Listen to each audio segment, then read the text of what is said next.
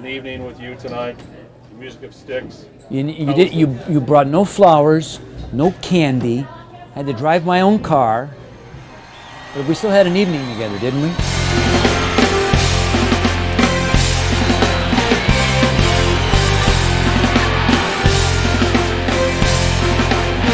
I am constantly amazed, and I mean this from the bottom of my heart, that the music has touched so many people for such a long time, and I don't mean that in a bragging sort of way. I'm shocked, and I've said this a million times. If I'd have known that at 67 a bunch of people would sell out in LA to come and see me, and you'd be putting me on TV, I would have been a much happier young man.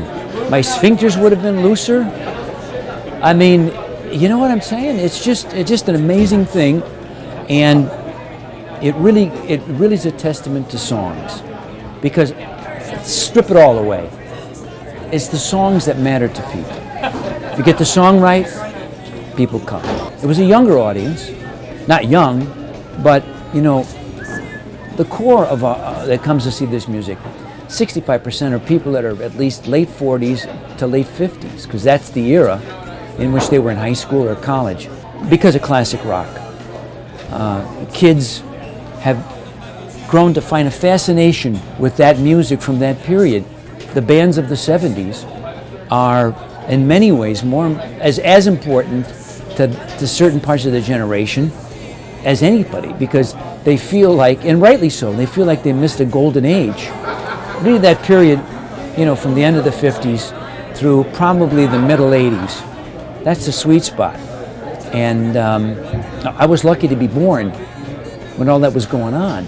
And because I always said, I think never before and never after will people have, so many musicians have the opportunity to have long and profitable careers as we had, just by a matter of birth, and how the whole world was working.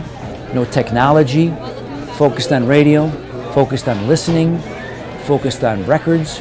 That's really tough today, because if music is free, if anything is free, it's of less value. And I was just lucky to be born when I was born. It's always a lot of pressure, because a lot of things have to come together in a very short period of time. The truck with the audio, you guys with the cameras, and the band has got to acclimate to the monitors in the hall. So it's stressful, but I don't think anybody really felt too stressed out. But we were happy that the show sold out so quickly without any advertisement. That took pressure off. You know, the crowd was, from the very beginning, they were pretty excited that we were here. The number one thing is don't screw up. That's always. Because, and people laugh, they always say, what's it like, Dennis, and being in front of 12,000 or 5,000, however many people, and they're all out there and they're cheering. I think, what are you thinking? They say, what are you thinking? I say, I'm thinking about the next note, the next word, putting my heart and soul into it and not screwing it up. So, it's our job to make it look fun and happy. But really, it's like almost like a duck underneath. The feet are going like this. There's because, you know, everyone, when you really care about what you do, each performance, you don't take it for granted. You think like, I want to be the best I can be tonight. When I began touring in 2003, I put a band together that just did my songs that I wrote with Styx, and we played a lot of orchestra shows. And they were just put together specifically to complement an orchestra. And then I started playing rock shows with them. They weren't handpicked to be emulating Styx. They were just my friends. And then I saw one of them quit. It was 4 years ago. And I had to get a replacement. And we're looking on YouTube, and we're calling everybody. And my son, 12:39, says, hey, go to the computer. So I go to the computer. He had August Adra singing Too Much Time in My Hands, Man in the Wilderness. And I thought,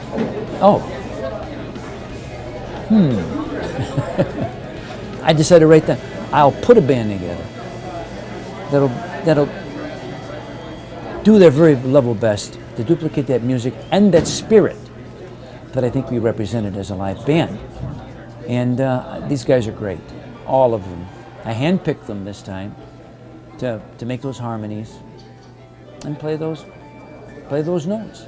There will always be kids with dreams who want to make music, who will look at the past and visualize themselves in the future.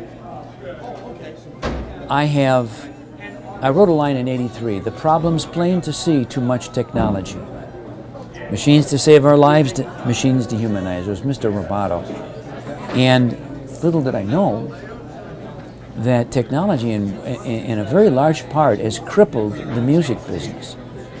Now it's not so bad for me because I was fortunate enough, but I would hate to be a musician today starting out. Their chances of having the kinds of careers that so many of us had from the 70s and 80s, I just don't see how it's possible. And I think that's a shame. And the technology has just, it's created what I think is it's made music less valuable. And quite frankly, we're entertaining ourselves to death. You can walk around with a device and see movies. So it's like overload. How can you possibly get it all? And on the other hand, make sure you watch AXS-TV and watch my DVD. Don't be confused with the others.